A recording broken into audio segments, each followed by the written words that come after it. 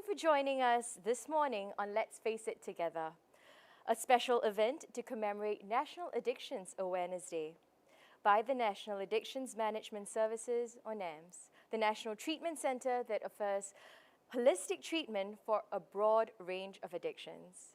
We would also like to thank our partners for their support: Alcoholics Anonymous Singapore, Central Narcotics Bureau, Credit Counselling Singapore, Foundation of Rotary Clubs Singapore Family Service Centre, HCSA Community Service, Narcotics Anonymous Singapore, National Council on Problem Gambling, Singapore Anti-Narcotics Association, Touch Community Services, and We Care Community Services, and everyone joining us via live stream. Through this event, we hope to increase addictions awareness, to inform and encourage those at risk and those who may be suffering amongst us to seek help early. Today, we would also like to celebrate the publication of our 10th anniversary book. This book shares the journey of NAMS since its humble beginnings to where we are now, fulfilling our vision to be a center of excellence both nationally and regionally. This is only the beginning of our event, and we will continue to share content on our social media about addictions in Singapore in the coming months as well. And now, we would like to invite Adjunct Associate Professor Lee Cheng, Program Director of NAMS, to deliver his opening address. Prof. Lee, please. Thank you. Good morning to our guest of honor, Dr. Chanyu Puthucheary, Senior Minister of State, Ministry of Communications and Information, and Ministry of Health, community partners, ladies and gentlemen. It gives me great honor to welcome you to the National Addictions Awareness Day 2021, or NAAD for short. It has taken us quite a while to arrive at this point, to hold NAAD in the midst of the ongoing pandemic. In the past year, we have revised the event proposal several times and postponed the event twice due to the evolving COVID-19 situation. While NAAD today is a virtual event, we are also happy to know that we can reach even more people virtually through this live broadcast. Virtual or not, our goal for NAAD remains the same. That is to increase the understanding of addiction as a treatable disease. We hope to encourage more people to seek help and to raise awareness of the community resources available to helping people with addiction problems. Just as we have adapted and changed the way the NAAD is being held, we have also changed the way we see patients at our clinic, the National Addiction Management Service, or NAMS, NAMS, during this pandemic. We have moved our weekly support groups for patient and caregiver online. In the past, the patient and caregivers would have to factor in time to travel to NAMS for the session. Now, they can log on from the convenience of their own homes. Similar to the online support groups, NAMS also has teleconsultation for suitable patients, thus improving the ease of access to the treatment. NAMS was set up in 2008 with the support and funding from MOH, and we've seen on average 1,450 new cases per year. We believe there will be many others struggling with their addiction in silence. Denial, shame, or the lack of knowledge of resources are deterrents to seeking help. Therefore, besides providing clinical services, public education outreach is an essential and integral part of NAMS work. Our latest outreach effort is this 3-month social media campaign. We kick off today on NAMS official Facebook page, More to Life SG. We will post educational talks, videos, and tips on the page over the coming months to raise awareness of addiction. We hope the resources will help the public to increase our general knowledge about addiction and the various community resources available to them. So, please do show your support for our social media campaign by liking NAMS official Facebook page, More to Life SG, and help to share the post. Today, I'm also happy to share that our work and achievement over the past decade have been captured in our NAMS 10-year anniversary book, commemorating a decade of dedication. written by the NAMS team. We hope to build on this strong foundation as we continue in our quest to manage addiction over the next decade. In conclusion, I take this opportunity to thank all our partners agencies for the support for this event. I thank you too to all of you who are watching this online. I wish you a good day ahead as you learn more about addiction and hear the inspiring stories of recovery from our guest speakers. I thank you. Thank you very much, Prof. Lee. Our guest of honor for this event is Dr. Janil Puducherry, Senior Minister of State, Ministry of Communications and Information, and Ministry of Health. Due to these unprecedented times, he is unable to be with us physically at this event, but he has recorded a few words for us.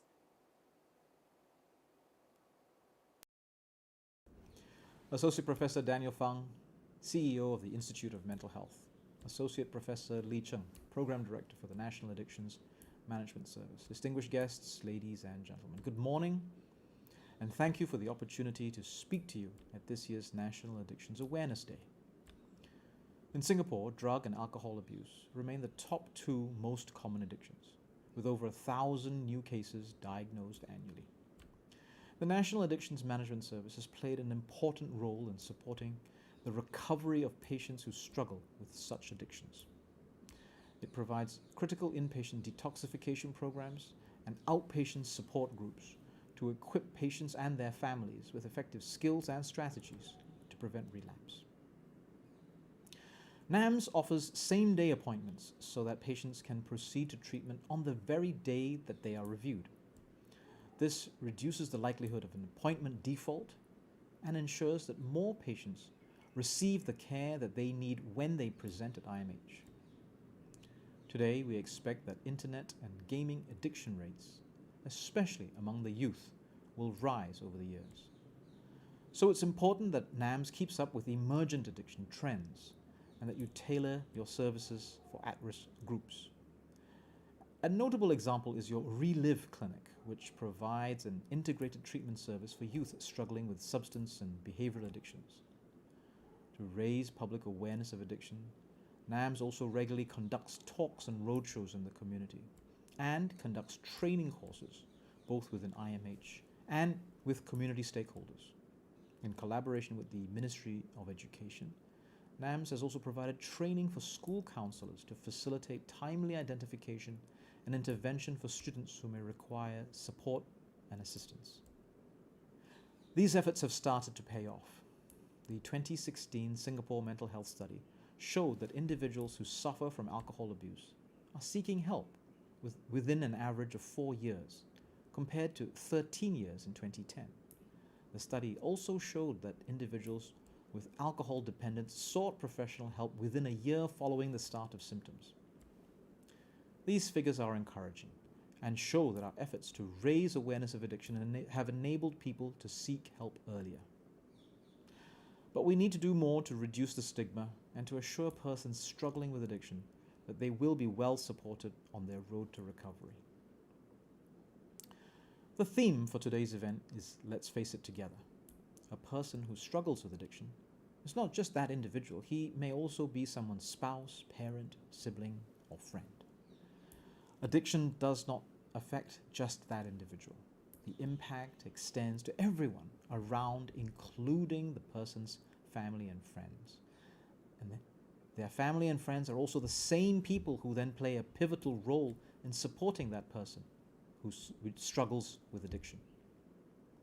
All of us need to be aware of the signs of addiction so that we can support these people, our friends and family, where needed, and play a supportive role in their life. Community partners also play a key role in supporting persons with addictions. The Singapore Anti-Narcotics Association, the Central Narcotics Bureau, We Care Community Services, and the National Council on Problem Gambling are just some of the community partners that NAMS has partnered with to empower persons with addictions and their families with the skills and knowledge to manage their challenges, their addictions. These partners have also been involved in setting up hotlines and web chat services to support those in the community and to reach out to those who need help. In closing, ladies and gentlemen, we need to remember the importance of family, friends, colleagues, and community agencies in our fight against addiction. We can all do our part to work towards an addiction-free society and support those affected on their journey to recovery. Early intervention leads to better treatment outcomes. Thank you to the National Addictions Management Services and the Institute of Mental Health for their good work over the last decade in supporting these individuals and their families who struggle with the challenges and problems of addiction. I hope you have an enjoyable and fruitful event. Thank you.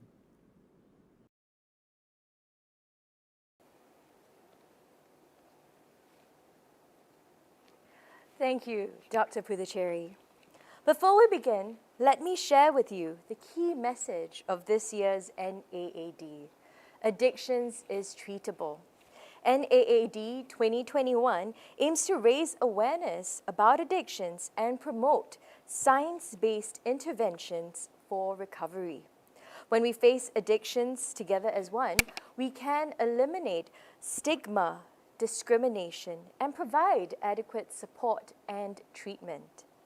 We have a special guest, Mr. Mark Lee, comedian cum host, and NAMS's very own Mr. Thomas Koh, to share with us their recovery journeys. We have also arranged for a panel discussion with specialists in addictions, and if anyone has questions, please feel free to put them into our YouTube channel as well as our Facebook page. We would love to answer these questions during our panel discussion time. So please keep your questions coming in. Next up, we would also like to invite Dr. Zakir Karavitil, consultant NAMS, to share with us about the basics of addictions. Dr. Zakir, please. Thank you, Jamie, and thank you for the viewers who are tuned in to listen to this. This is just an overall basic talk about addictions, covering the reasons why today's healthcare is providing, as well as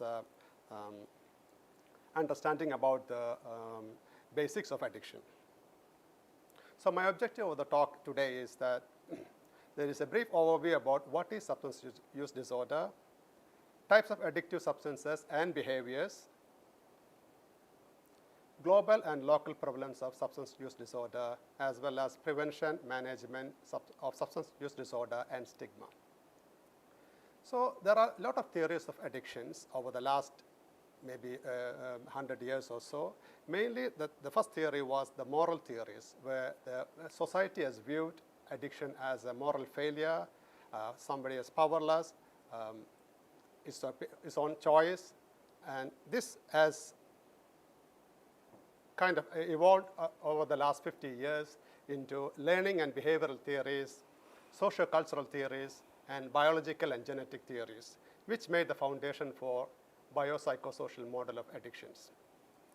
With biopsychosocial model of addiction, we are now able to answer many of the why questions you and your family members may want to ask, such as why somebody is getting addicted, why someone is taking time to get recovered, why some people are using certain drugs and not others.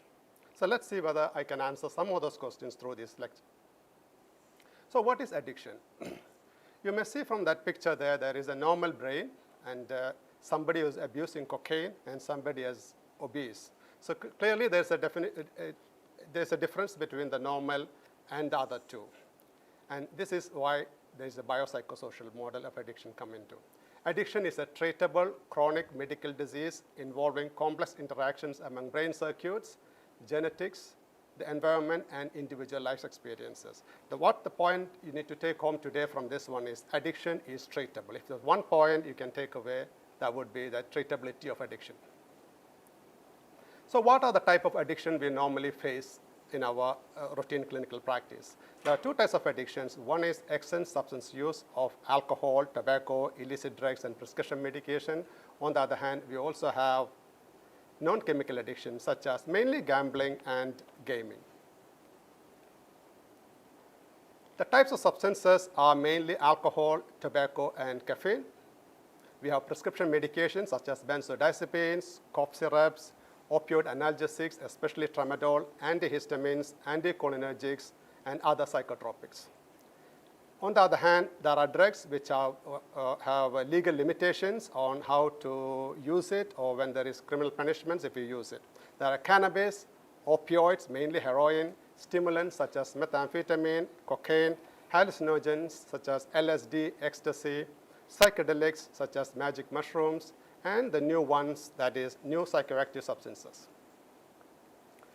How do these drugs act on your brain? They don't act at everything as the same. Their mode of action as well as the changes that happens over the years when you take drugs is different.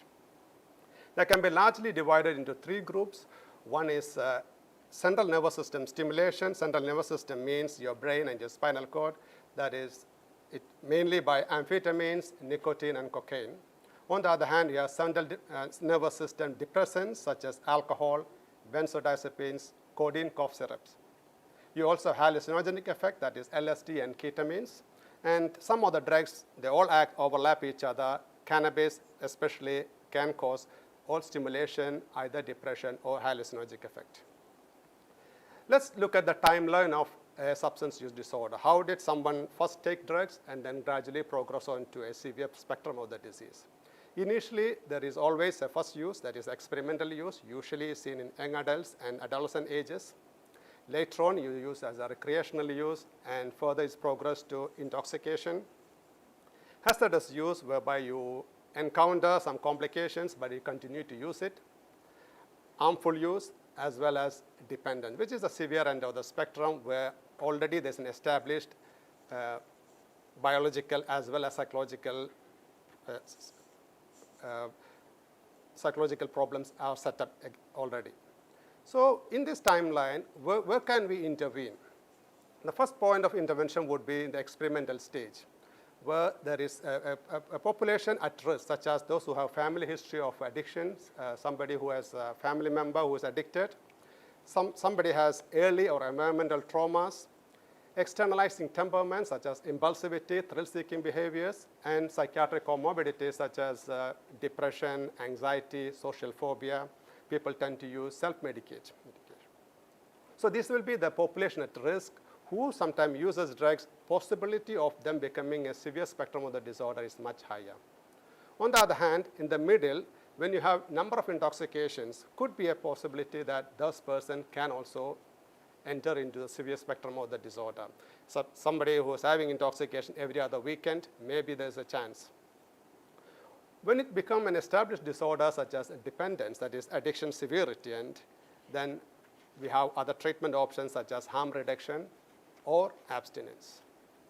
So then it's the question of, is excessive use always an addiction? Not necessarily, but we have ICD-11 and DSM-5. These are the criteria we use.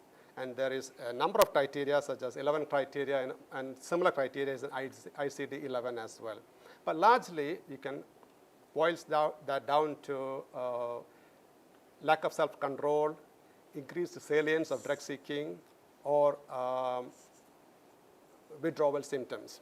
If these were present, mostly the chances of somebody suffering from a more established substance use disorder is highly likely. So how prevalent is substance use? Globally and locally. Globally, we have a World Drug Report 2021 by the United Nations, which come out few months earlier, which shows that 275 million used drugs last year between the age of 15 to 64 years. That is about 22% up from the year 2010. Over 31 million suffers from drug use disorders, and almost 500,000 has died directly due to drug use in the last 1 year. By 2030, the number of people using drugs is projected to rise by another 10%. The latest CNB drug report shows that there is a 62% increase in the new drug users, especially those who are below 30 years old.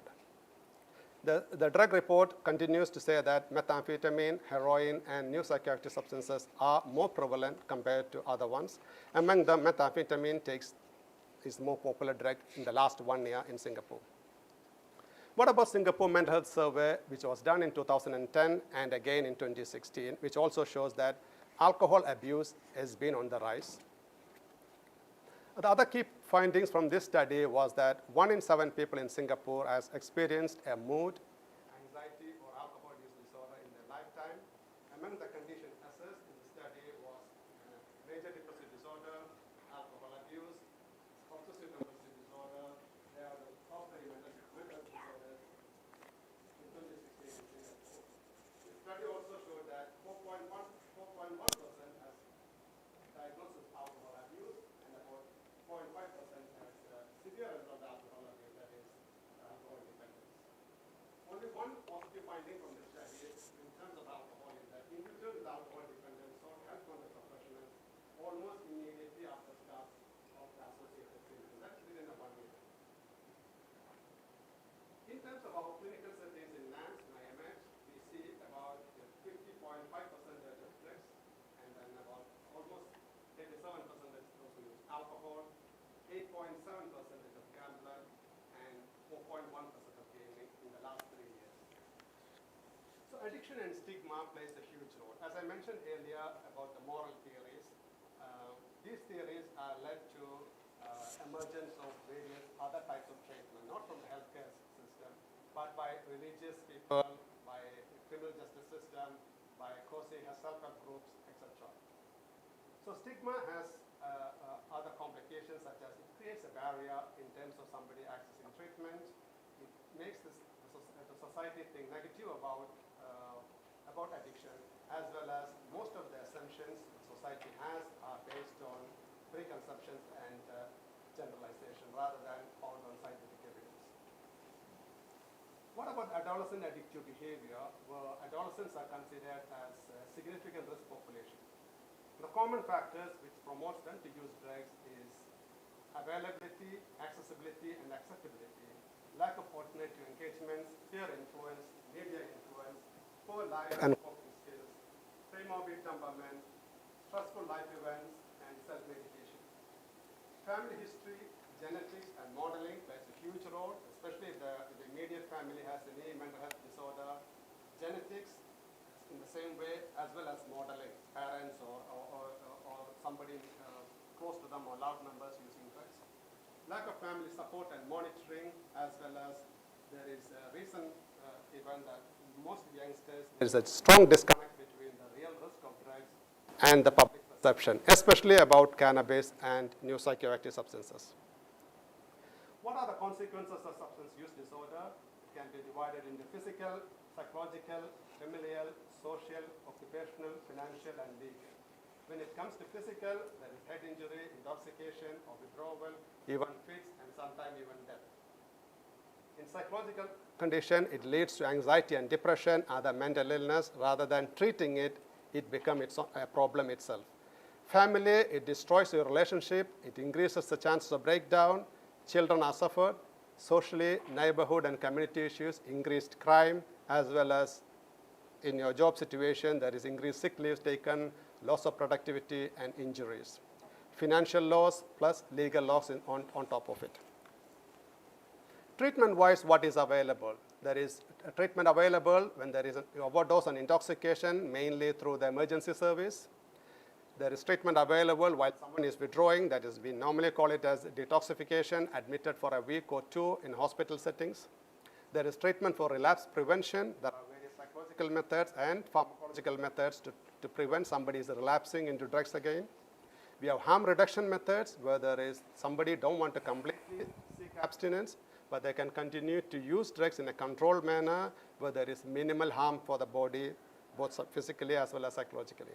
We also have approach for chronic relapsing disorder, somebody who's constantly having the disorder, not able to stop, where we have both psychological and pharmacological treatments available for treatment. What other interventions available altogether in our hospital setting? One is brief intervention, that is can be used by the primary care physicians as well as counselors and doctors. Outpatient and inpatient treatment and emergency service, which is available in IMH. Integrated medical and psychological management, that is a multidisciplinary team approach we adopt in our clinic. We have follow-up and aftercare service for those who are registered with us, and increasing skilled and human resources. We also have other community resources where we can direct them for further treatment and continued support, and then preventative policies for further drug abuse in the community. With that, I'll thank you. Thank you very much. Thank you very much, Dr. Zakir, for your enlightening message on the basics of addictions. So we've come to our next segment. Words matter. And language is key. And this is especially so when engaging with persons with addictions.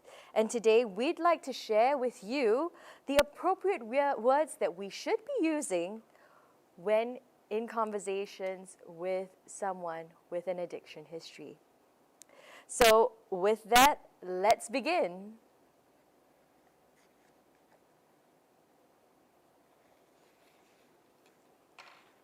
Currently, you might be seeing your screen and there will be some words that are flashed out. Take a moment to look at these words. Some of them may be familiar to you. Some of these words we may have even used, like former addict, alcoholic, someone who has a drug habit, or even words like addict or abuser. These words are very often common. So let's find out which of these words are appropriate and inappropriate. To begin, we do have words like addict and abuser.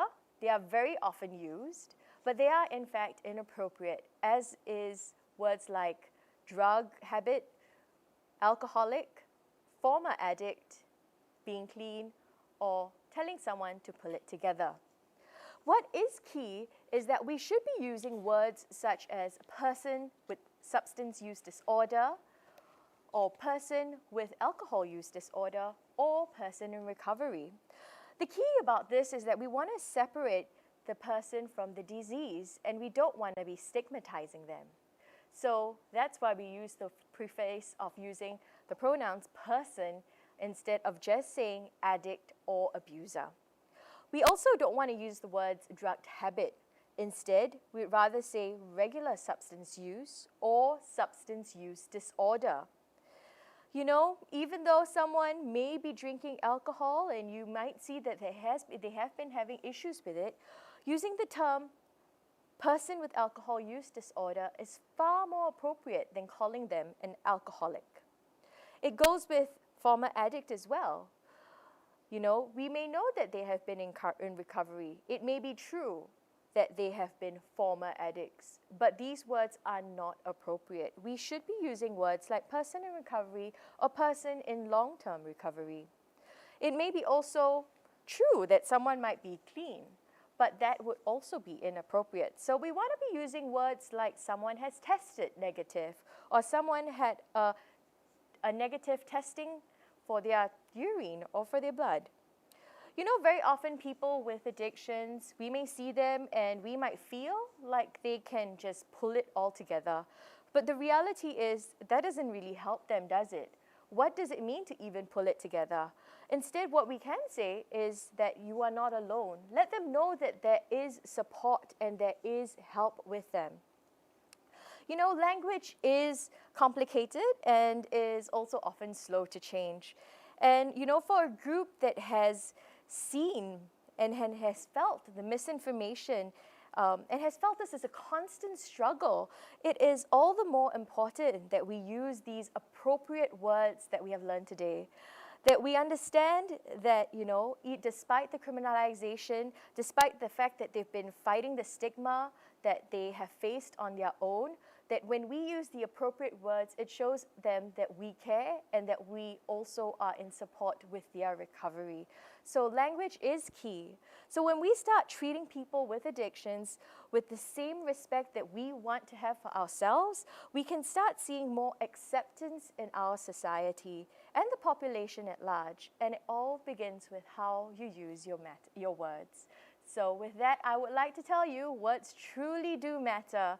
So please use the appropriate words that you have learned today. Next up, we have come to the segment where we would like to invite Mr. Mark Lee, Singapore's funny man, comedian cum host, who has been on our screens for over 2 decades. I'm sure many of us have grown up or have even are currently watching him on our screens.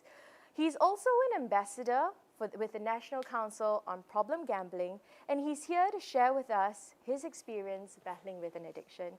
Hi, Mr. Lee. Hi, good morning. Hi, good morning, everyone. It's a pleasure to have you here today with us. Oh, thank you.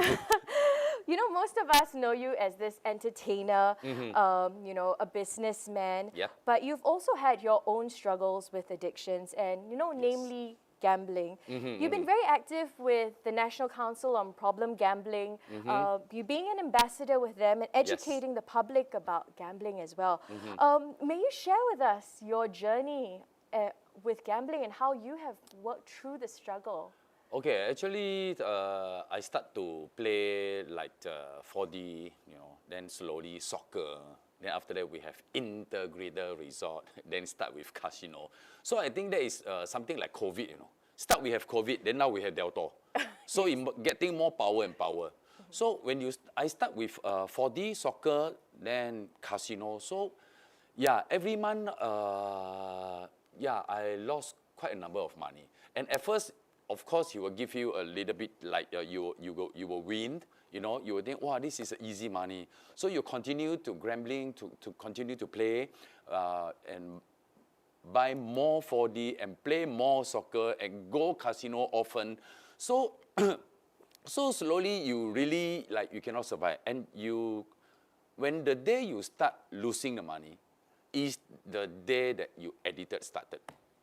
You know, you mentioned a key thing about losing money, yes, right? Yes. And you know, you mentioned that it started off with 4D, yes, soccer, yeah. and then it went to casino. It sounds like it was a progression for you, right? Yes. Wasn't there any losses while you were playing with 4D and soccer, or did it not matter at that time?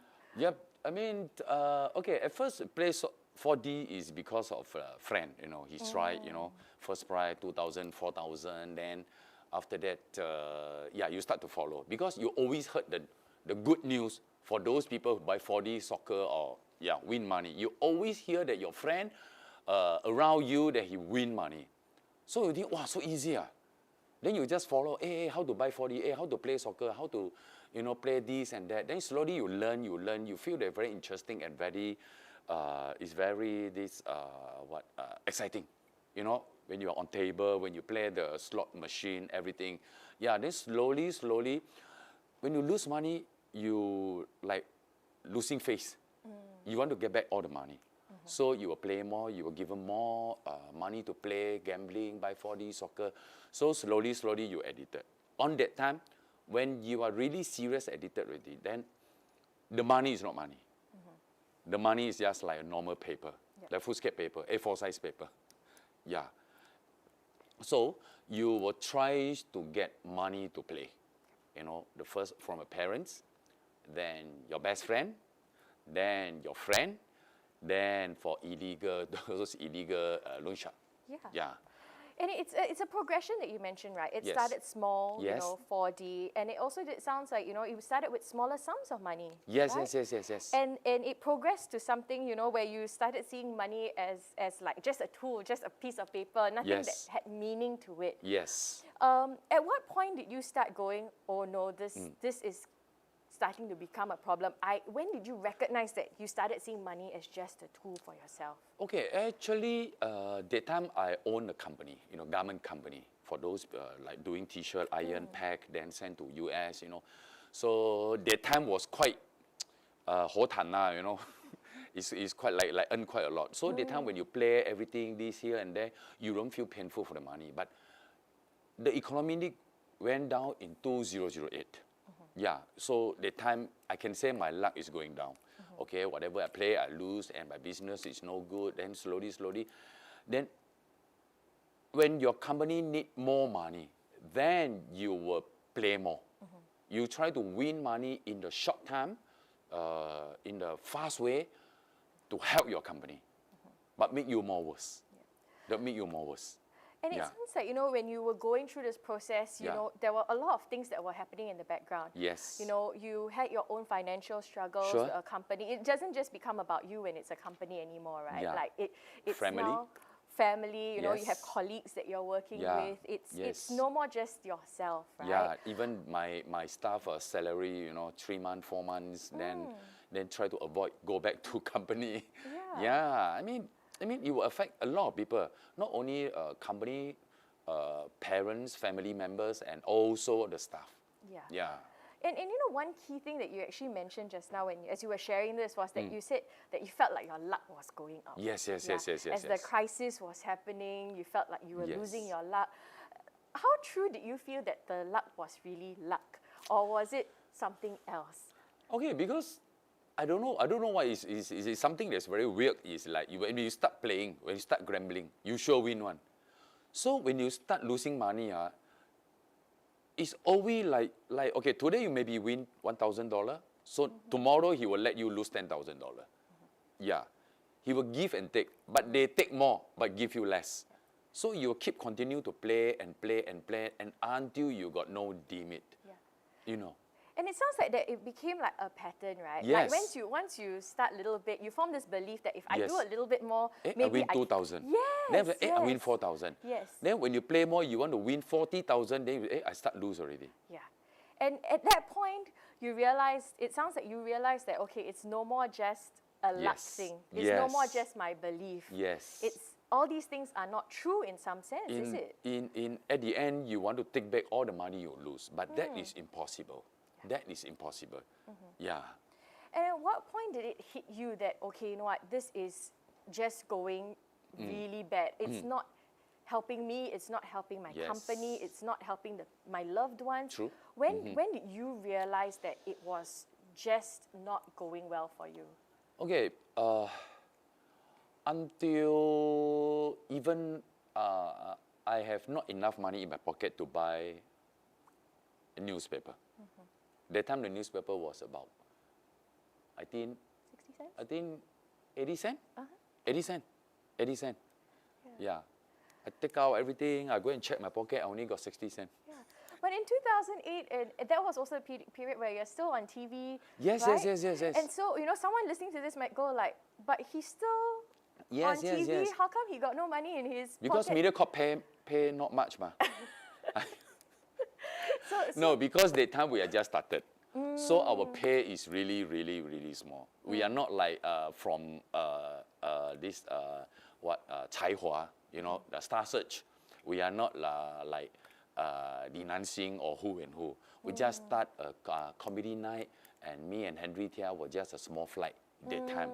Yeah, then slowly, I can tell you one app is about 135. Host a program, 135 that time. And lucky we have our own business. Yeah. So a lot of people think that that is more worse is also when somebody know you are in entertainment line, you are on TV. So when you go and borrow money, it's easy to give you. Easy to borrow you because you are the celebrities. Correct. They will borrow you the money very easily without guarantee, without guarantor or what. Then you just take the money and just go and gambling, Yeah.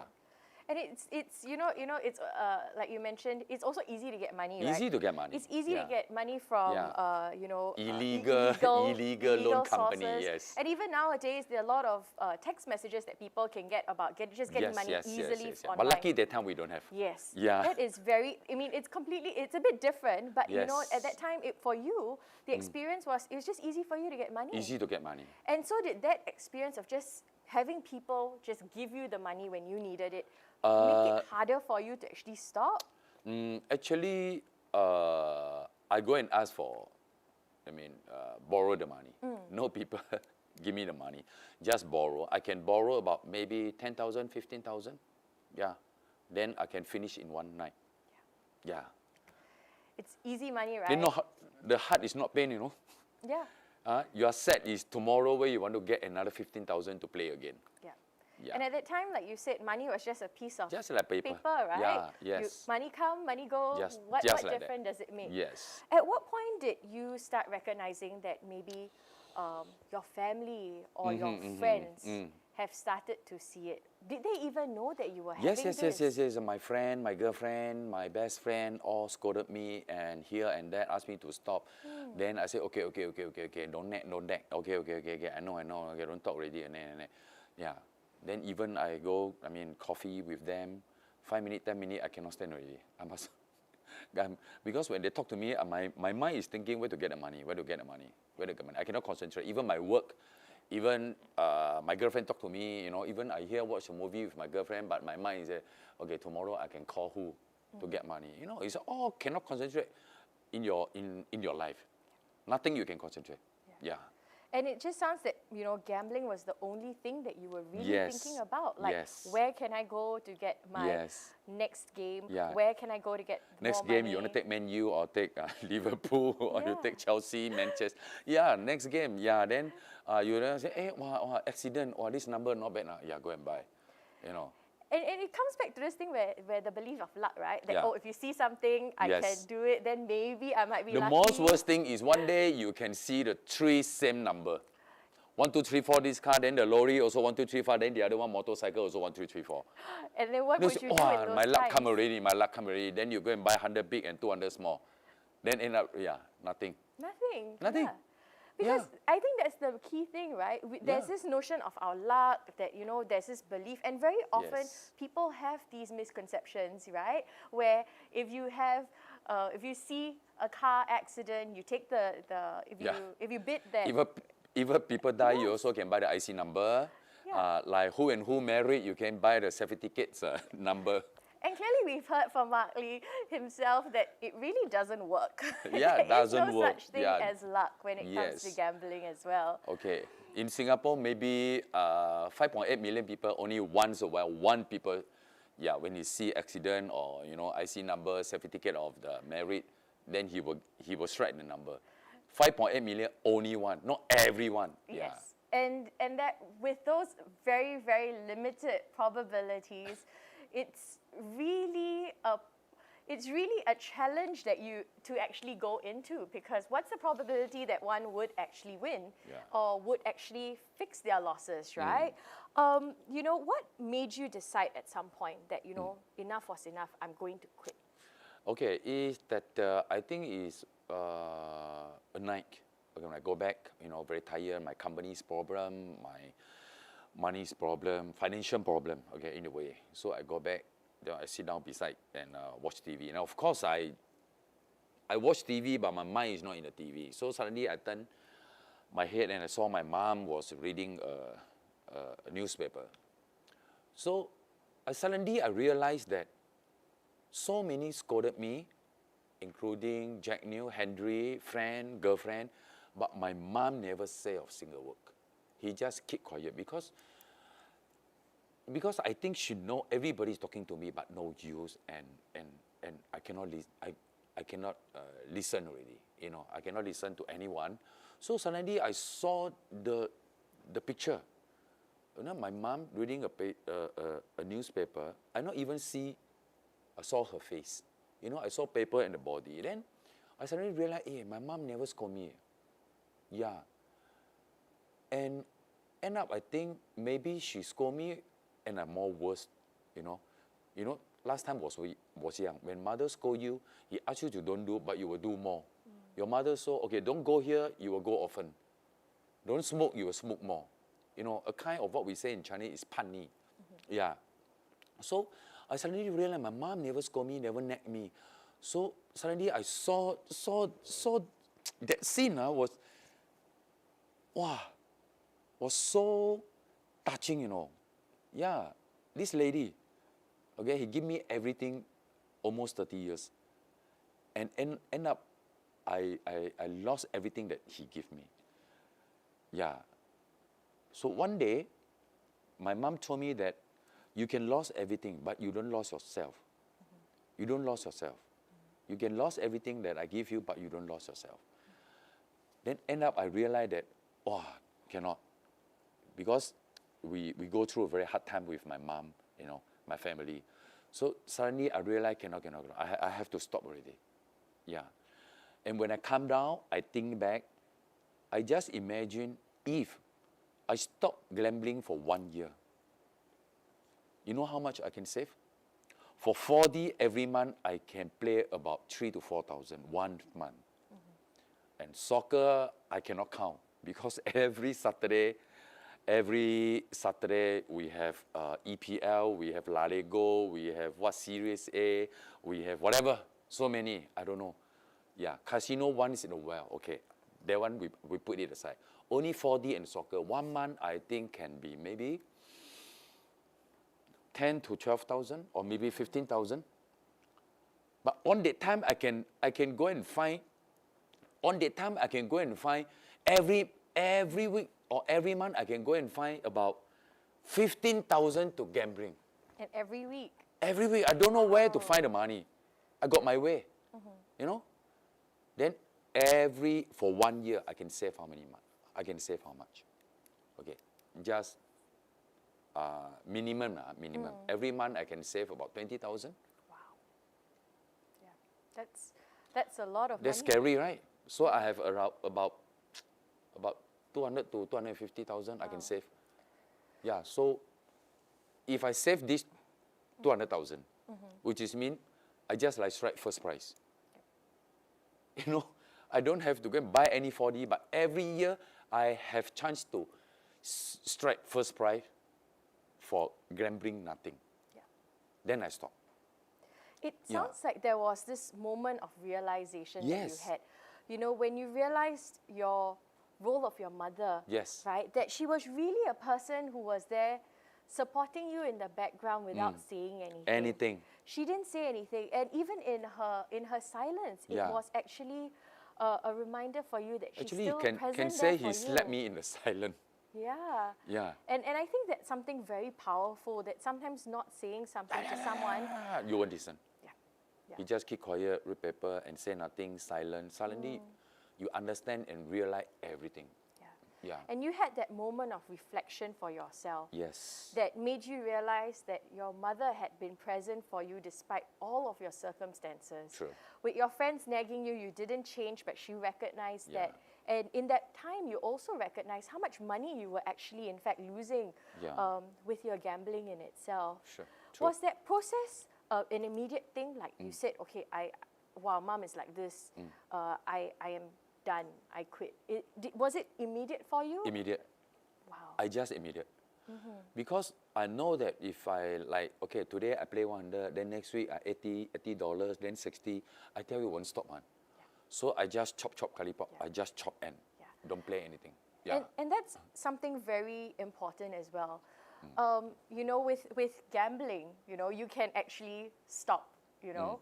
But when we talk about other addictions, it may not be the same. And we will share a little bit more about that in our coming segment as well.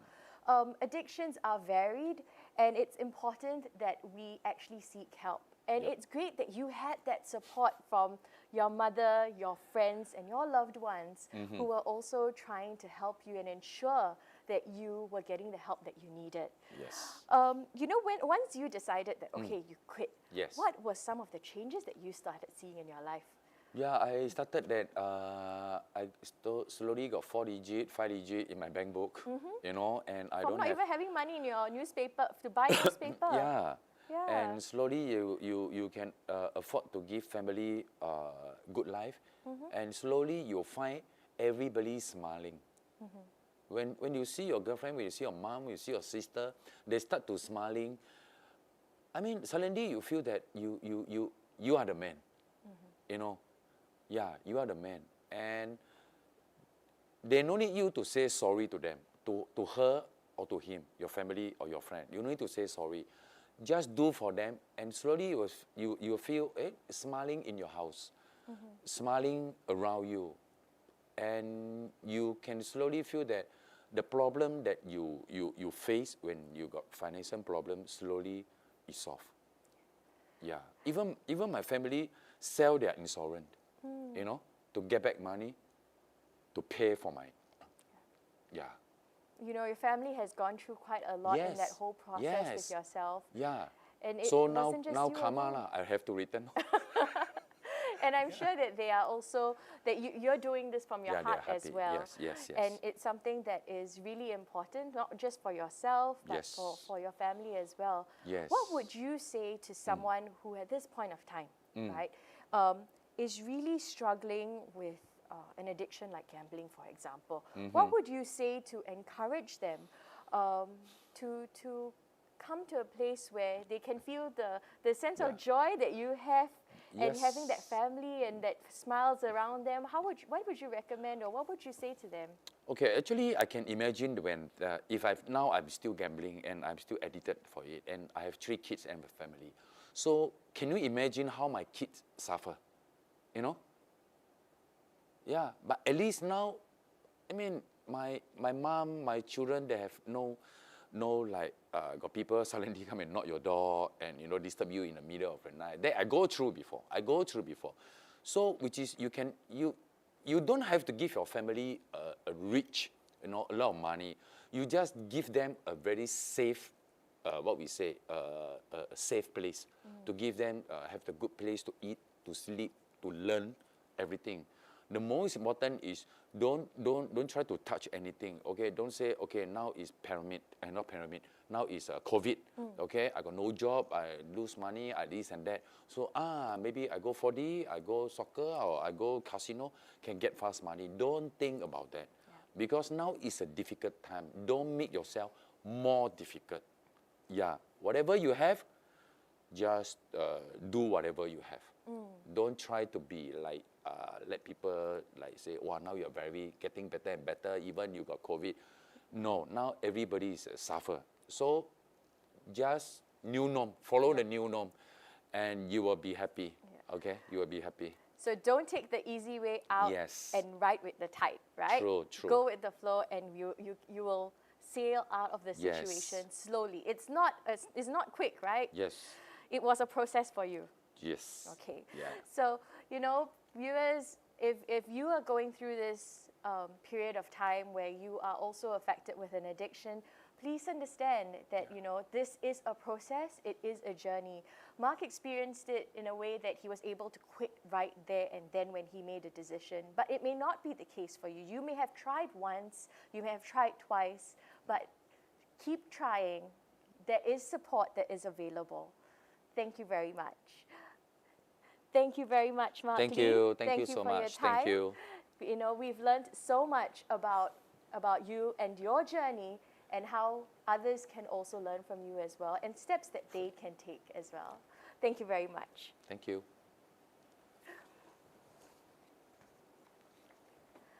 Next up, we have NAMS's very own Thomas Cole to actually share with us his journey and transformation from a person with an addiction to someone that helps others with addictions as well.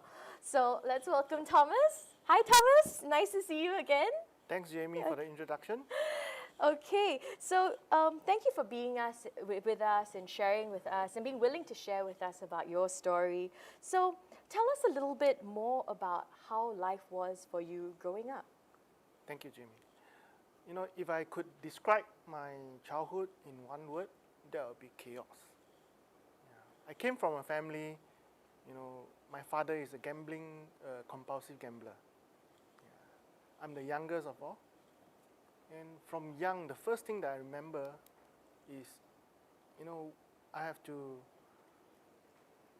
run to the police post, the police station to seek shelter, because after gambling, my father will come back. If he lost some money, he have anger management issue. He will smash up the house. He will, beat my mother up. So the domestic violence become very common. Yeah. So in that sense, I do not have a childhood that I'm proud of, and I realize my family is slightly different from other families. It sounds like, when you were growing up, it wasn't necessarily easy for you, that there was a lot of turbulence at home, the chaos at home from your father and, his own addiction, and how it impacted everyone else in the family as well.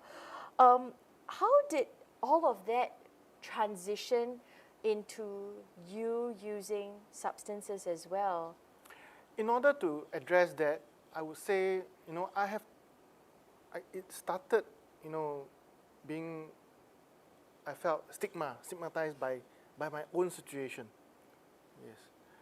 In order to have the complete picture, I have to start from, when I start going to school, I felt very different from other kids because of my family situation.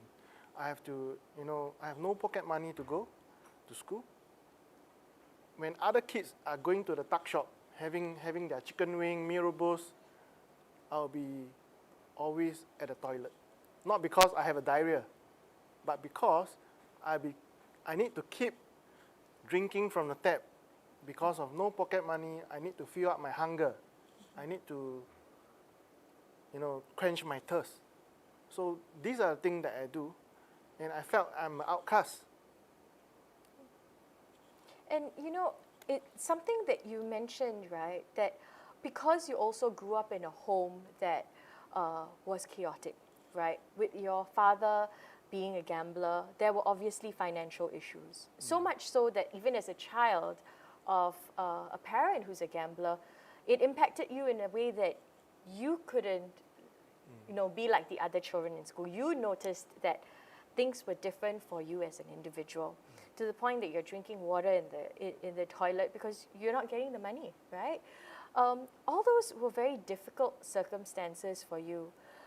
How did substance become a support for you or a comfort for you, and how did that even happen? Moving forward, when I realized I need to actually fend for myself, I need to go and work. I started work at the age of 10, and I realized I need to grow up as quick as possible. I will need to actually get a job. But even McDonald's, they don't employ a 10-year-old boy. So my first job is a newspaper boy. I was tasked to actually deliver 80 households of 30 days. And when I first get my salary, that was $80 36 years ago. When the money was on my hand, I realized money equal to power. With that money, I can pay my own school fee. I can, have my own pocket money. And also, I can give the rest to my mother. So when I first tasted alcohol at the age of 11, I realized my whole childhood, I don't have this feeling. I wanted the feeling of tipsy, drunk, floating on my feet, and I like that feeling. So at the age of 15, when I first tasted my first drug, the feeling is more intense than alcohol. I told myself, all my fear, my uncertainty, my self-stigma, my inferiority, all gone away. I wanted this feeling.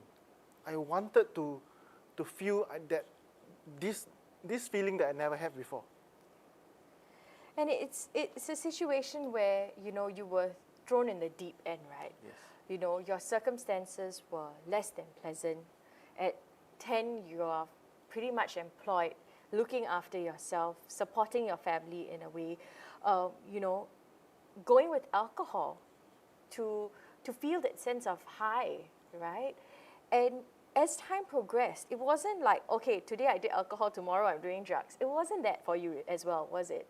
It was at 11 you were doing alcohol, and slowly it turned into drugs.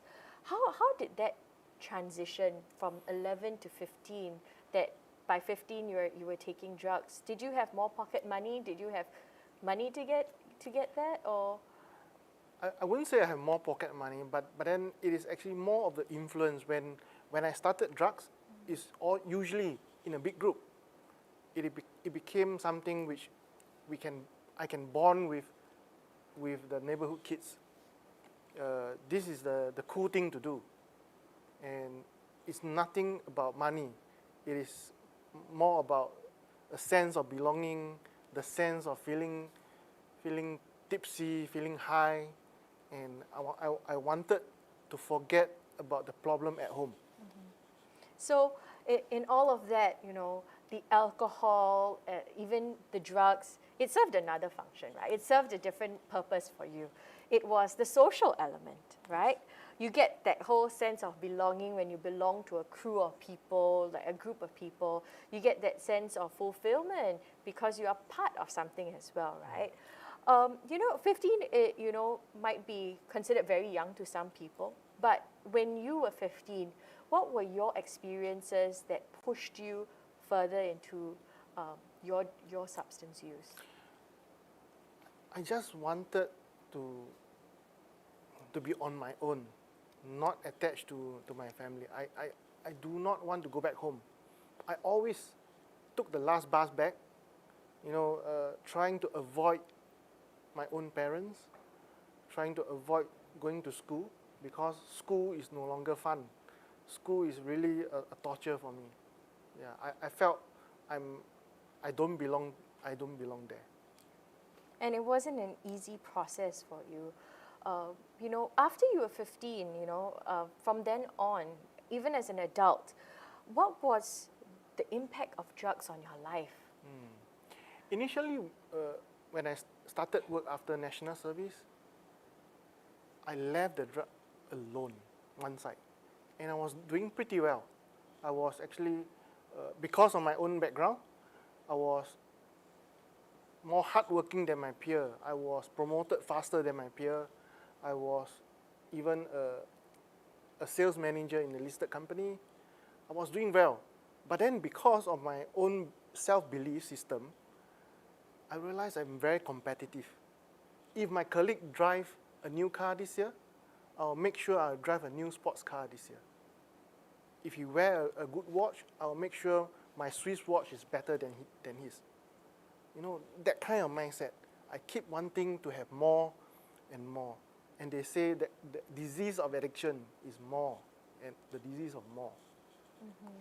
So it became a thing where you started using, that, you know, you started doing well in your work. You were doing well, right? Financially, you know, you started wanting more for yourself. At what point did the more for yourself become drugs for yourself? Okay. I would say, you know, at one sporting event that I attend, I was actually injured. And during the injury, I was actually, you know, given a long period of sick leave. I was given a big bag of sedative, a big bag of painkillers. And instead of using it, when the doctor asked me to take one, for a person like me, the disease of more, I will take more than one. I keep feeding this monster inside me. Yes. It come to a point I didn't realize, hey, I can't go without painkillers and sedative. And how did you decide, once you started realizing that you were taking more, that you decided, okay, I need to stop? What made you decide to stop that? It took me many years, more than 10 years. In fact, at the last stage of my own active using, at the age of 39, I was already setting up my own company, doing my own business. You know, I start to realize, instead of using it to space out, using became just a feeling normal. If I don't take the first one in the morning, the withdrawal symptom come about. You know, I become jerky. I need that eye opener. So in that sense, I realize I'm starting to going out of control. And I forget to mention, I was married during that time. Then it affect my personal life, my work, my relationship, my marriage. These are the things that starting to build.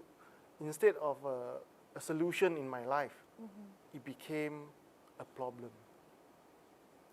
So, you know, it went from something that was really medical in nature, right? That you needed it to actually help you get better, to it being a little bit more of constant use, where you needed it, as you mentioned, eye-opener, and just needing it to start the day with.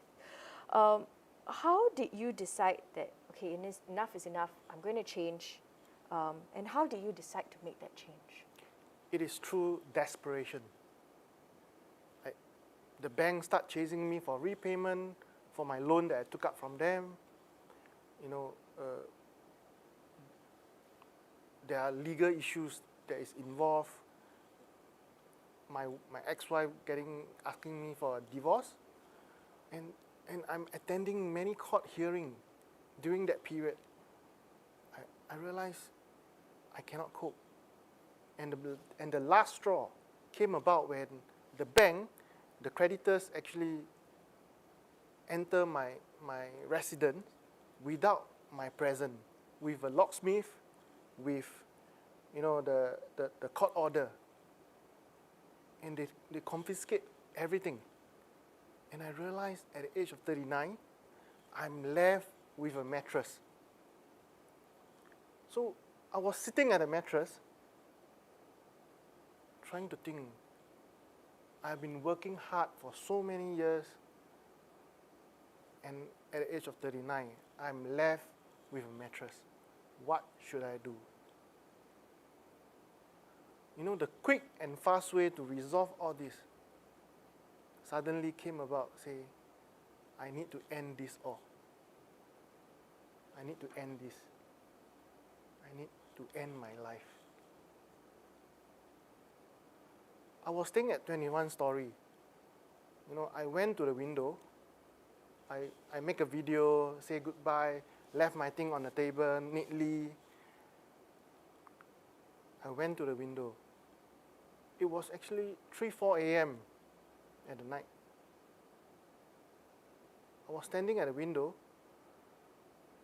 and what I need to do is just muster enough courage, make the last step, stepping onto the air, and I go down. But I was standing there at 45 minutes. I do not have the courage to end my life. And the date was 30th November 2014. I was crying like a baby. And I realized, if I do not have the courage to die, what to do next? On 1st December 2014, the next day, I was at Block 9, IMH. I was waiting to see a doctor. You know, I was crying like a baby, going through withdrawal. 2 persons walked past. They are my current working colleague. They intervene, they console me. You know, I will never forget that moment. You know, and miraculously, I was admitted on the same day. I completed the 3 weeks program, detox and rehab program. And during that time, I was met with various people in the ward, and there are people with support group that came about. You know, there are counsellors, there are doctors, and the most impactful incident that happened was I was met with 2 persons that came from outside as a support group representative. You know, one was missing a limb, and one is a HIV positive person. And they are so happy. So I look at them.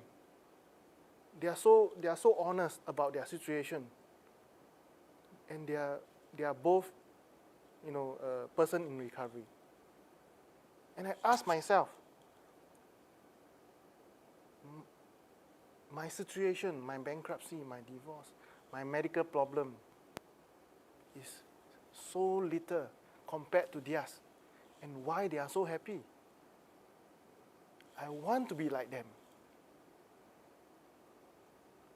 So after I was discharged, I continued to stick close to them, continue to follow with doctor's order, continue to come back for counseling sessions, and I met a wonderful counselor, and my recovery journey started from here, the workplace that I'm currently working. Thank you so much, Thomas, because, it's really a process that you went through. It was not, it doesn't sound like it was a one-time thing where you decided, okay, I'm going to, there were multiple times that you actually had considered, going and getting help, but at one occasion, it clicked for you. It happened. And that's something that we want to share, that recovery is possible.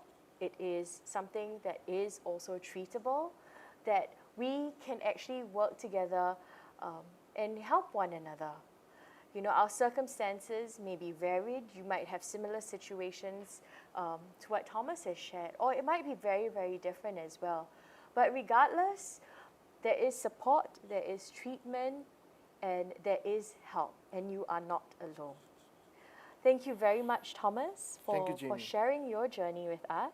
Welcome. Please stay seated as we progress on to our next part, where we will be sharing about our panel discussion. We would also like to invite Dr. Kandasamy, Chief, Department of Addiction Medicine, Institute of Mental Health, Senior Consultant at NAMS, as well as Dr. Zakir Karuvito, Consultant at NAMS, to join us for this next segment.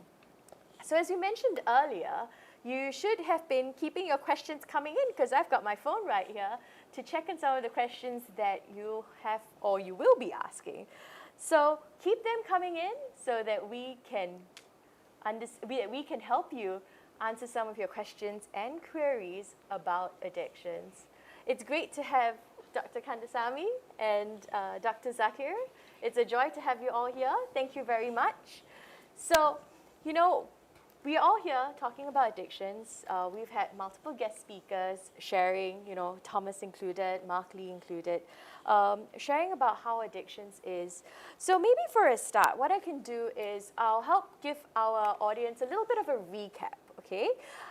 So Dr. Zakir had earlier shared with us about the basics of addictions, right? So let me give you a little bit more context. There are two main forms of addictions. So we have substance addictions, which is the use of drugs and alcohol, and there's also behavioral addictions. These are addictions such as gambling, internet use, gaming, and even excessive sexual behaviors. So these are the two main forms of addictions that we look at. So maybe what I'll do is I will start off by asking Dr. Zakir a question, okay? We've mentioned about the two main areas of addictions. What are some key concerns when it comes to substance and behavioral addictions? I think the main concerns are at multiple levels. Yeah? From a societal point of view, stigma, as I mentioned in my talk, it creates a lot of barrier, how one seeks help.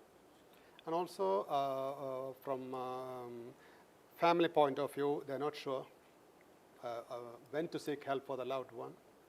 From individual point of view, there is a point is that they don't accept they have an illness, or sometimes they accept after very long time. By the time the illness have some or the other way set in, and it's more difficult probably to get treated. Other issue is the consistency in treatment. Once they are in treatment, sometimes they're not consistent with it. Initially that is fine, but at least some maintenance of continuity would be helpful in the long run.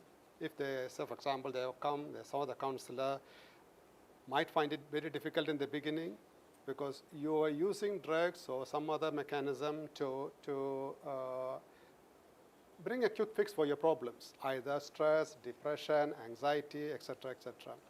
But then you also want a quick fix when you come for treatment. So sometimes that doesn't happen. So they give up hope. So one of the main concerns, I think, is the hope. I think they should be hopeful. Now the treatments are available both as the medication as well as psychological help, various forms of counseling as well. Yeah? Various type, individual-wise, family-wise, and group-wise is available. So these are the certain things I think the people need to be aware of addictions, that currently it is treatable, and that would be the strong message from this NAAD we would like to. It is treatable, do approach. Initially there may be some barriers, but as you go along, it will be helpful. So, I think what Dr. Zakir had shared was that, there is hope, it's treatable. Dr. Candy, if I may ask you, what would you advise those who may actually be using drugs recreationally, or even, even be having behavioral addictions like gambling recreationally? What would you advise them? Would you say it's okay? Like, because some people might say, hey, you know what, I just use this substance like once in a while, I'm not an addict. What would you say to that? Okay, good morning, Jamie. I would probably give you an elaborate answer to this, if you don't mind. My first and foremost answer to your question is that if you're a teenager, don't even think about taking drugs recreationally. I can tell you why. We all know that we listen to our patients all the time. Our patients are in their 30s and 50s and even sometimes in the 60s. So what I heard from is that it is the first recreational impulsive use during teenage years had later on become more of a compulsive and a regular use, and that contributed to addiction later in life. So more often than not, one's recreational use will eventually get someone into more addiction trajectories in life. I can also explain why this recreational use at some point becomes an addictive habit. The foremost sort of neurobiological reason is that the more someone frequently use drugs recreationally, the more the chance that the parts of the brain that govern our reward seeking behaviors in life can get sensitized to its positive emotions and positive memories that a drug can create. So once someone is conditioned to these positively reinforcing effects of a drug, he may tend to think that it is the only pleasurable thing that he can actually enjoy, and so in the process he neglects to focus more on other areas of his life, some key areas in his life, and in the end he continues to use it compulsively despite facing consequences. This is how a recreational habit can actually become later on an addictive habit based on a neurobiological mechanism. The other important actually message or information that I would like to share is that research clearly says the risk to develop addiction significantly rises or escalates if someone had used very early in his life, particularly during early teenage years, compared to someone who started a bit late. However, it doesn't mean that people don't develop addiction when they start late in life. Addiction has no age barriers. And also, if someone has already got some underlying psychological conflicts, such as if he had suffered childhood trauma or low self-esteem, or if he has some underlying mental health problems, such as ADHD or mood or anxiety disorders, the positive, again, the reinforcing effects of a recreational drug can give him a temporary relief, and in the process, that person would tend to use it as a coping style. And this coping style can later lead on to addictive trajectories in life as well. So once this recreational, innocent, or impulsive use in the early stages can turn into serious addiction problems later on through what I just explained to you, these mechanisms. And in addition to this risk of addiction with your recreational use, there are some immediate complications that one should know if he wants to use drug recreationally. Mainly, if you take drug recreationally, it can give rise to immediate complications. Probably Thomas might know.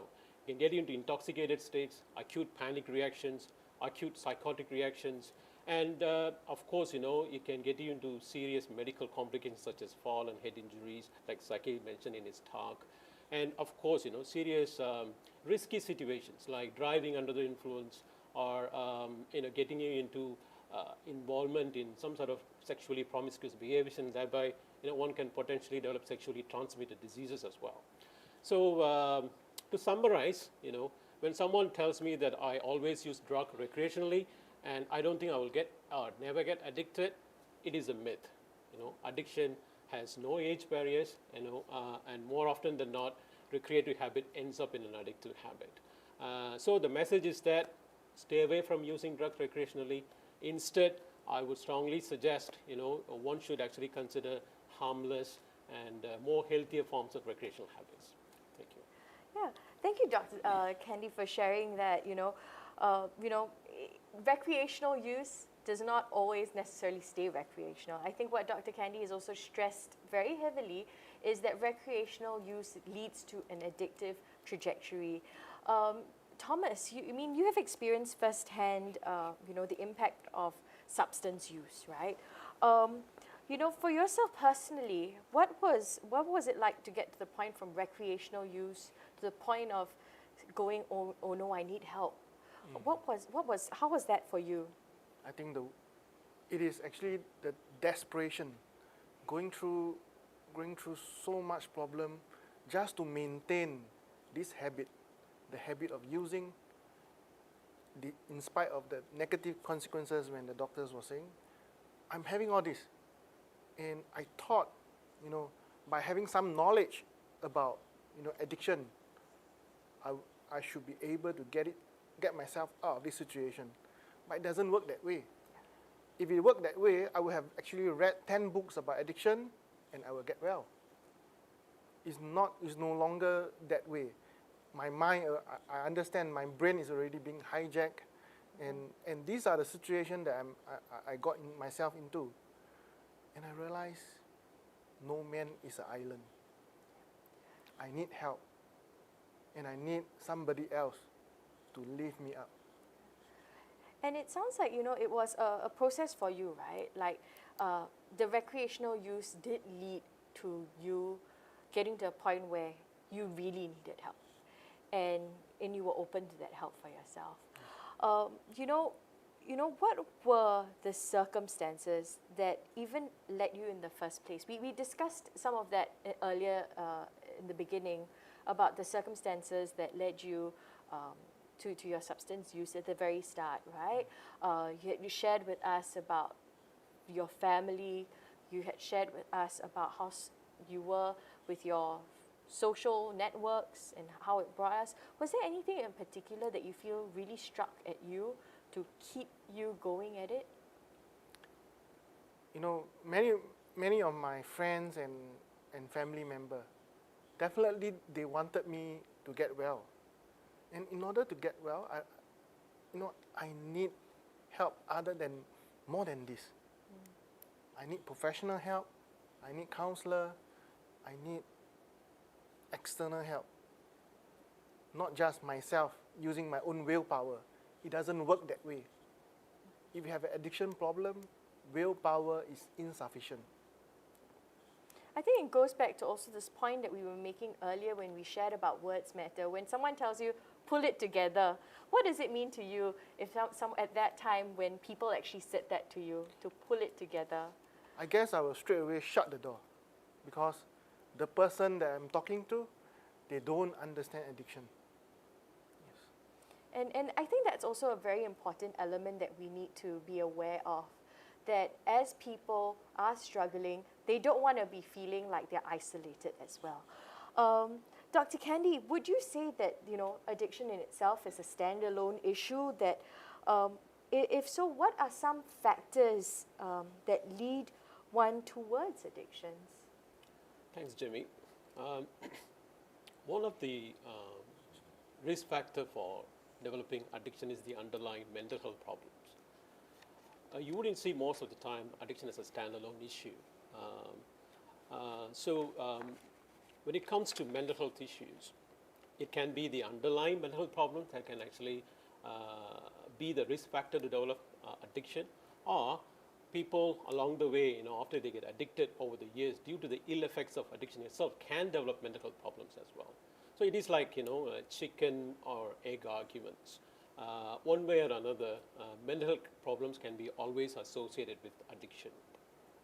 Common disorders, if you ask me, are anxiety disorders, mood disorders, ADHD, or personality disorders. And if these disorders are left untreated or not recognized earlier, more often than not, it can actually further complicate the entire recovery process of addiction. And at some point, both the problems can become very severe. When we call it, at that moment we call it normally, we all know in our clinical setting that we call them as dually diagnosed or dually disordered patients. So when these problems, as I mentioned, become more severe, two problems, it is very difficult to treat them as well. Most of these patients with mental health and addiction problems present to our hospitals more frequently. They may actually get admitted more frequently, may stay longer during the admissions to the hospitals, and more often than not, they actually would require significant community resources to remain stable as well. So it can be very tiring for us, the professionals, to treat them. Also, when you look at the financial cost, it can be very huge and enormous sometimes to provide help when someone presents with both addiction and mental health problems. Apart from the mental health issues, our clients can also present with comorbid physical health problems as well, or they can develop physical health problems later in life due to the addiction itself, such as hepatitis B or C infections. That would require urgent, immediate referral and help as well. So in a center like NAMS, we don't see addiction as a standalone issue. More often than not, we do see this complex interaction between mental health and addiction interfering and almost all the time complicating the assessment and the treatment process. So, what it sounds like is that, there's two elements to it, right? You might have certain issues like your personality issues or anxiety issues that might be present with yourself, and you might use substances to cope. But on the other hand, you could also use substances to cope and develop these other issues as well. What would you recommend for someone who says that, hey, you know what, I think I'm not using substances, but I am seeing myself having issues with my anxiety? What would you suggest that they do about that? Well, I think they would definitely require immediate assessment by a specialist, particularly like me or Dr. Sakir. I think anxiety can be in many different forms and shapes. I think can be a generalized anxiety, or it could be a panic anxiety, or it could be a drug-induced anxiety. We have to actually acknowledge or understand, which started first, and then and also we have to figure it out whether how to address this properly, by step-by-step basis, with proper antidepressants or anxiolytic medications, and also along with simultaneous treatment of addiction problems. And some may require psychological support as well. It is a very complex issue when particularly someone presents with complex mental health and addiction problems. Because of their addiction issues, they may tend to think that their drug of choice can actually help with their anxiety more than our prescribed medications. So it is not easy to convince them. So it will require a lot of counseling and also to explain to them the rationale behind the risk for taking their own drugs of choice and the safety with our own prescribed medication and the efficacy of our own treatment as well. So it is like always a dialogue in process with our clients.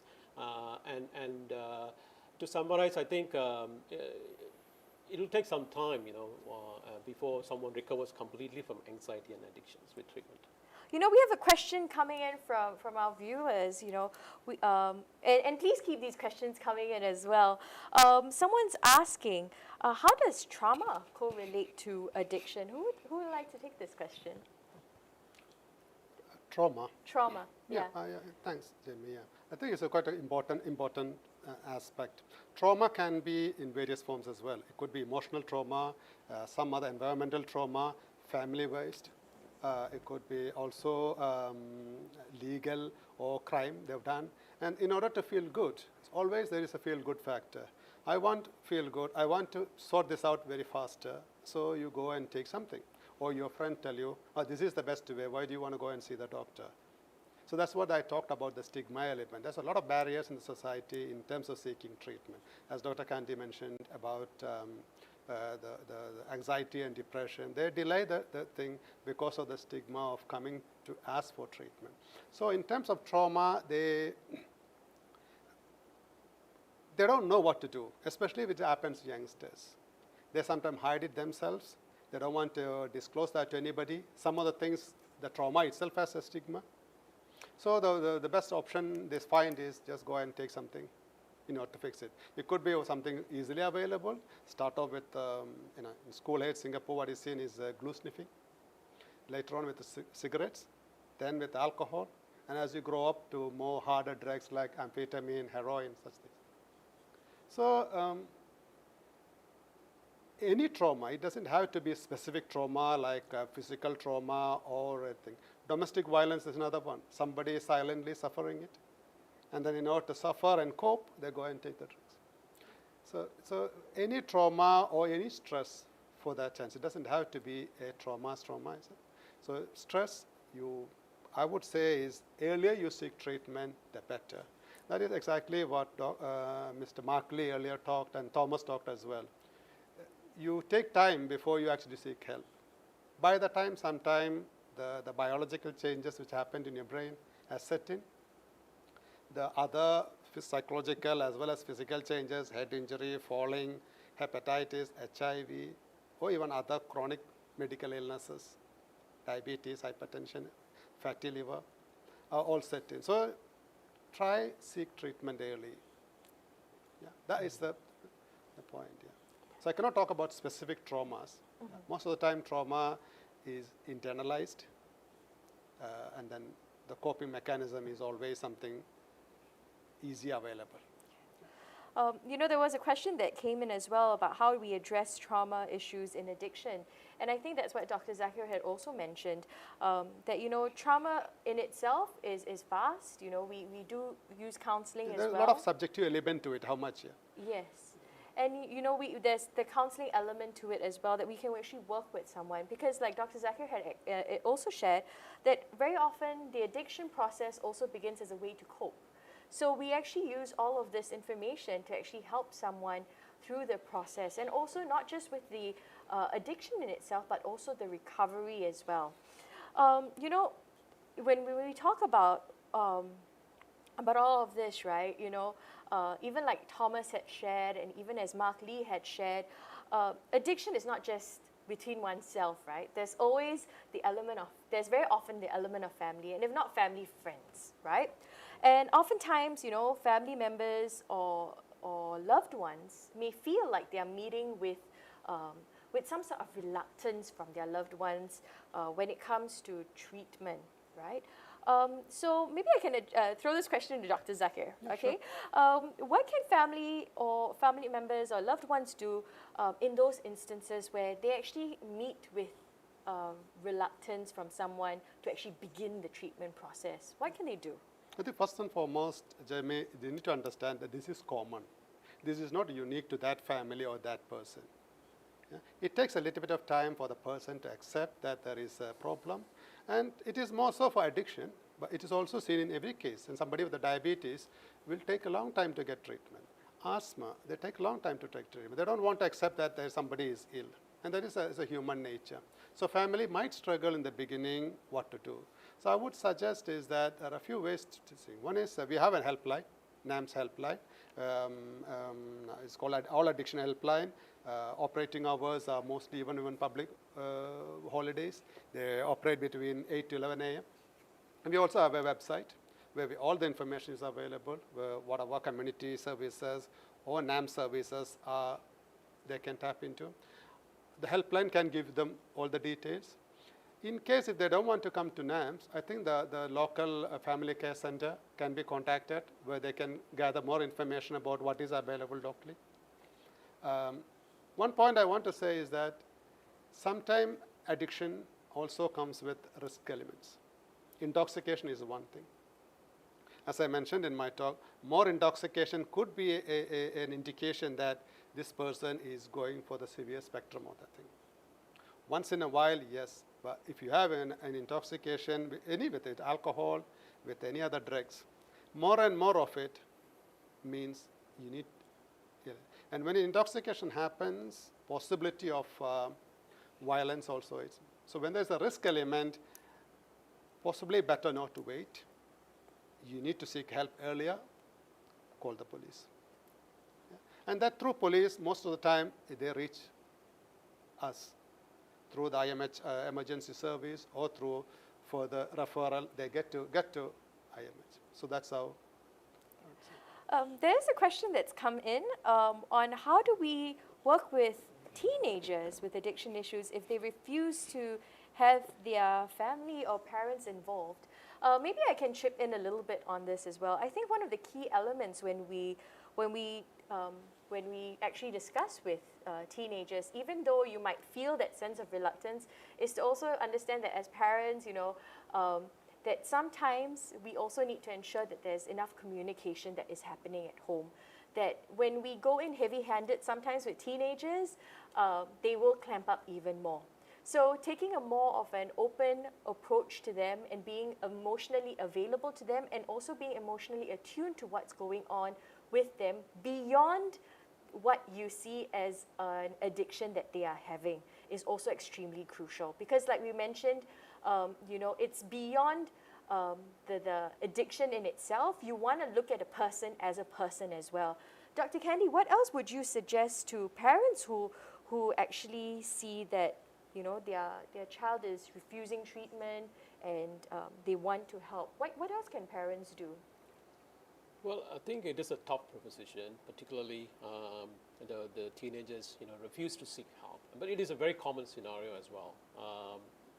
Due to their own ignorance, due to the peer group pressure, they might think that there's nothing wrong with them.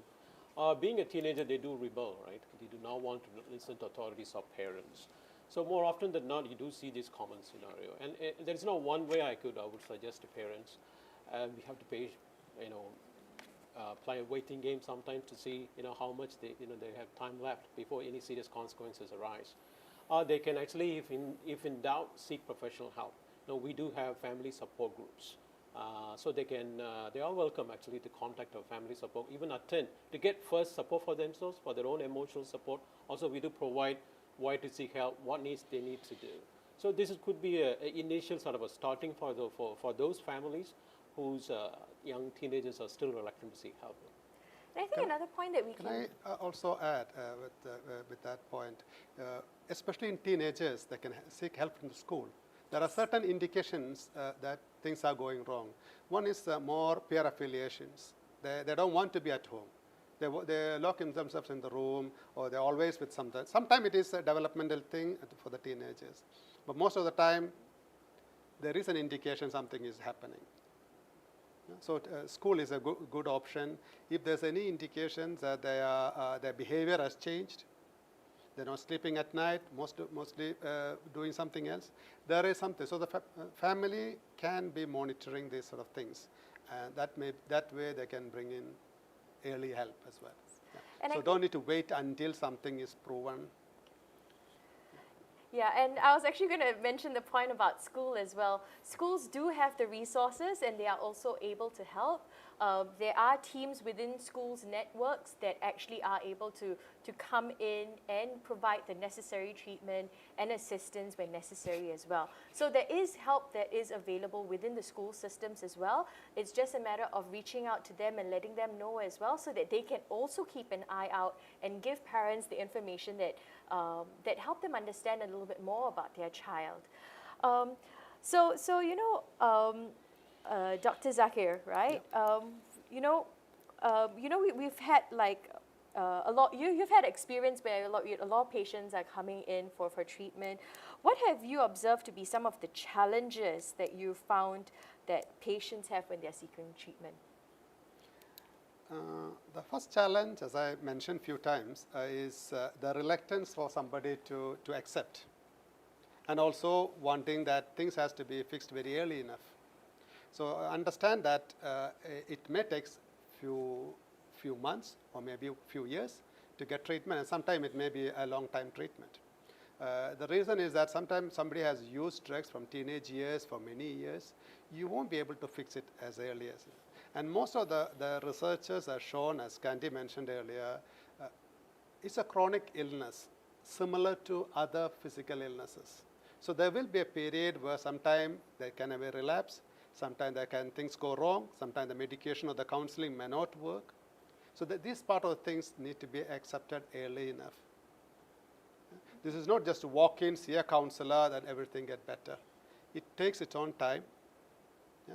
The only thing is that it does work. That is, the example is Thomas here, Mark Lee came here. There are people who are completely recovered and able to maintain that recovery for a longer period.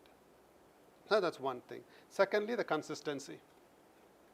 And thirdly, they are also a bit worried what to do, what not to do. Yeah? Sometimes by the time they reach late, there are other additional problems like physical illnesses set in. In alcohol, it could be liver problems or other serious things. So most of the time, then it becomes a more complex management involving not just NAMS, but other hospitals as well. And then, in addition, family involvement is something, family or even loved ones or friends who can help them. That is a major thing. Thank you very much, Dr. Zakir. Thomas, right? I'll just ask you as well, because there are family members who are concerned about their loved ones asking questions as well. What advice would you give them? Firstly, safety first. After which we need to actually draw boundaries, because it is actually the problem of your loved one, not your problem. So that boundary must be very clear, because usually family member will pour in all the resources to just help the person without any strategy. In order to actually strategize, you will need external parties. Parties with doctor, partner with counselors, support groups, or even family service center. And these are the stakeholders that you can work along with. Don't do it just by yourself. To get support as well for themselves. Correct. Yes, indeed. Dr. Candy, what can someone typically expect, right? When they come in for some sort of treatment for addictions, what can they expect coming in? Thanks, Jamie, for asking these questions. This is very important. People should know what constitutes treatment. Before I explain that, I would like to reiterate that self-recovery is possible also. I have seen some with their own resilience and self-help, with some limited support from family and friends, and also from other agents such as religious places, they do actually get better. It may be because they were able to identify the problems much earlier, or it is such that the problems may not be that severe, so that they can make their own recovery. However,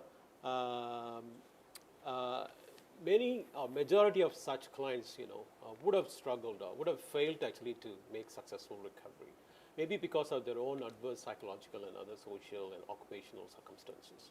It is these big group actually who would need professional treatment.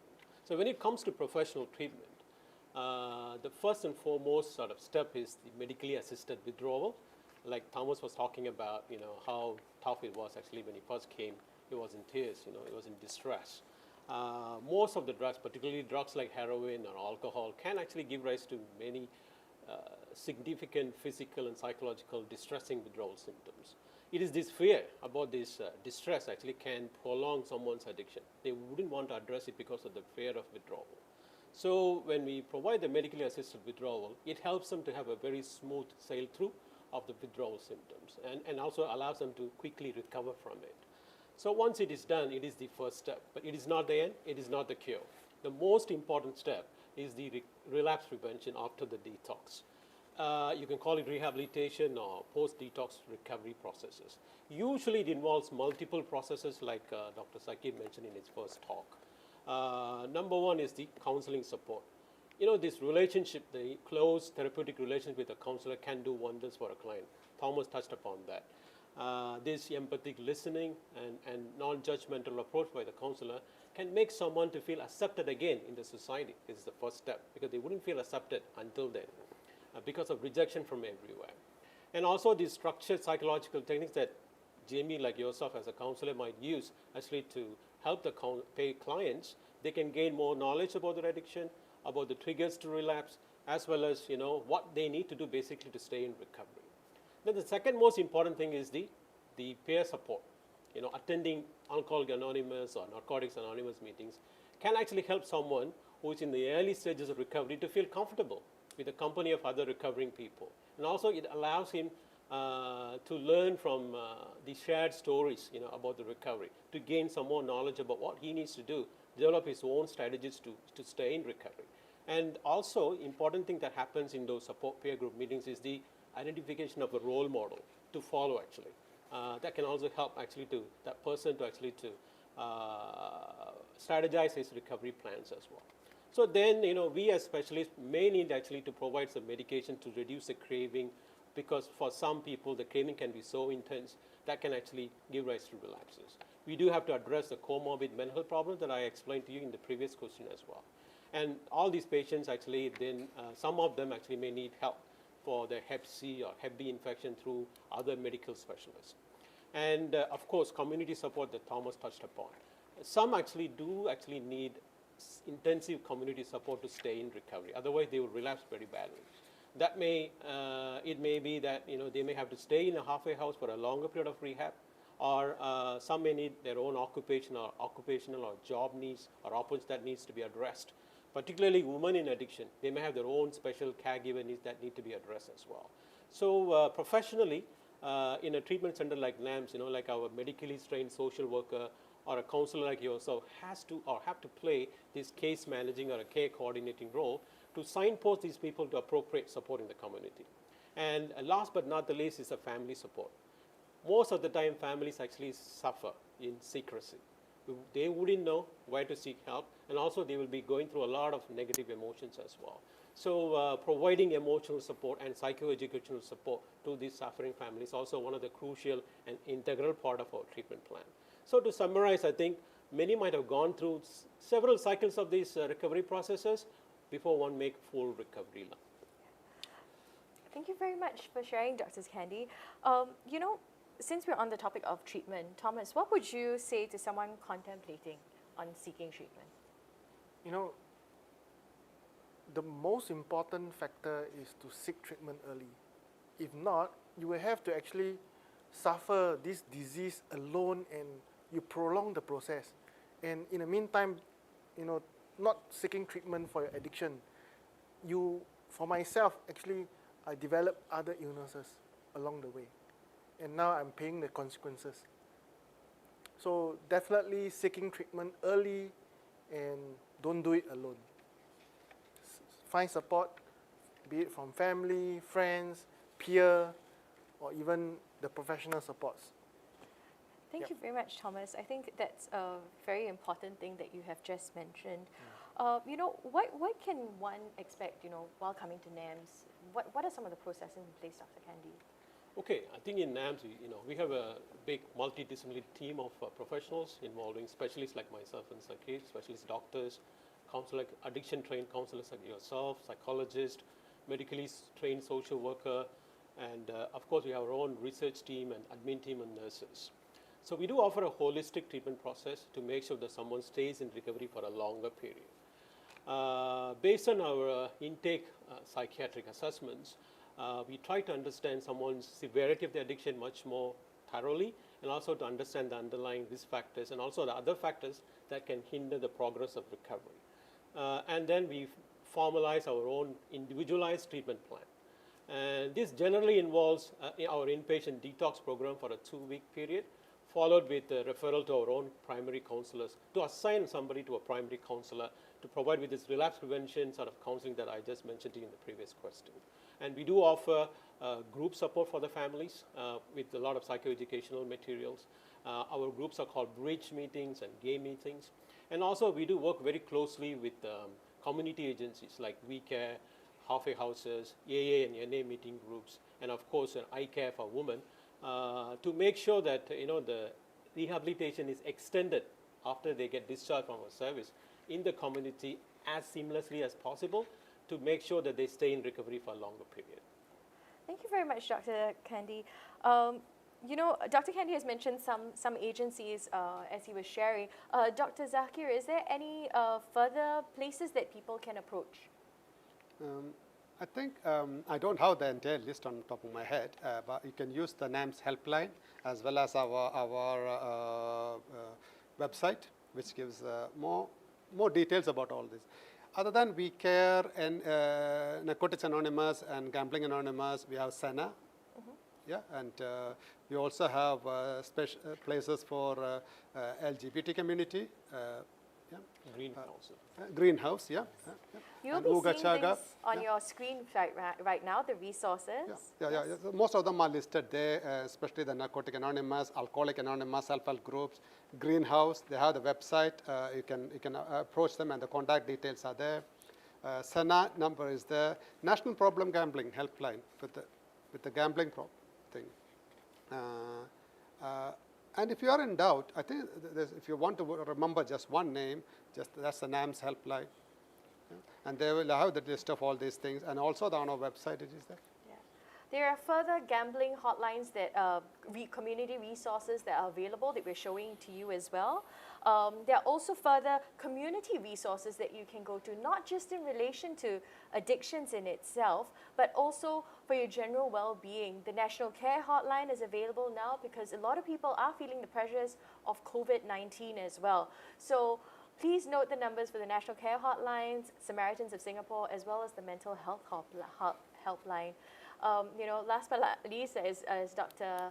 Zachary had shared, this is an all addictions recovery number that you can also call if you are struggling with an addiction.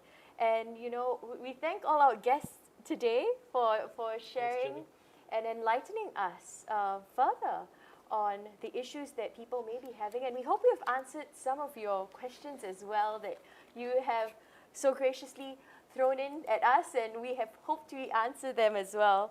So we would really like to thank all our guests and speakers. And we've come to the segment where we ask you for your heartfelt takeaways. We have heard from various guests and speakers with their lived experiences, as well as the professionals in this field. And we hope that you have learned and understood a little bit more about addictions and ways to support not just yourself, but also loved ones. At this point, we would like to invite all of you to join us on our various social media platforms to share encouraging words and messages to those who are struggling with addictions and are on their continued road to recovery. These words and encouragements, are vital to the support and recovery of individuals as well. There have been some that have come through. Some have said that they have been very moved with the stories that have been very encouraging. Others have shared that, everyone deserves a second chance and life is priceless. These words of encouragement that you are sending will help support and encourage those who have been going through addictions and are in recovery as well. At this point, we would like to thank you for taking this time. Please keep your heartfelt messages and takeaways coming in. People that do come on our social media sites are often also people who are thinking about getting on their road of recovery, and these messages will help them as well. So at this point, I would really like to thank you for taking this time for joining us on this year's National Addictions Awareness Day. This event is not just for a day, as I mentioned earlier, but it also will continue in the coming months. So do visit the NAMS website as well as follow us on our social media platforms, and stay tuned to learn more about addictions and the happenings that are around us. So thank you all to all those who have viewed us so far on this year's National Addictions Awareness Day 2021. Let's face it together.